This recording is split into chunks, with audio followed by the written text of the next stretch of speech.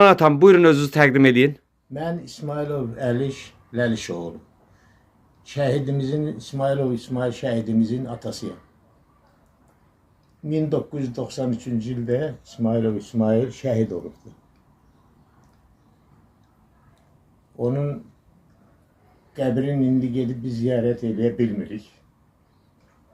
Ona görə Cənab Prezidentdən xahişimiz budur ki, heç olmasa Hadrut rayonunda bize bir otaqlı bir ev versin. Gedərkən şəhidimizi ziyarət edək. Həm də ömrümüzün bu axır çağında gedək öz torpağımızda yaşayaq. Harda yaşayırsınız ata indi İndi hal-hazırda? hal-hazırda keçmiş pedagojik institutun 2 nömrəli yataqxanasında yaşayıram. Heç bir şəraitimiz yoxdur. Bir otaqlı evdir də bu. Bəli, bir otaqlı evdir. Heç bir şəraitimiz yoxdur. Üzr istəyirəm hamıdan. Tualeti yox, hamamı yox. Belə axırı bir təhər yaşayırıq da. İnsan kimi yox da. Biz insan kimi yaşamırıq hal-hazır.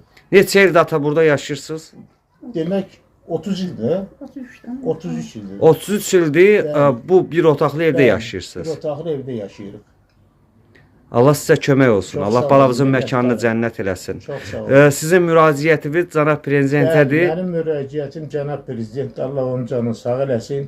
İstəyirik ki, bizə də bir heç olmasa köməklik eləsin. Biz də gedək bu axır çağımızda bir insan kimi yaşayaq. Allah sizə səbir versin Sağ həyata. olun, bak. Çox sağ olun. Minnətdarım.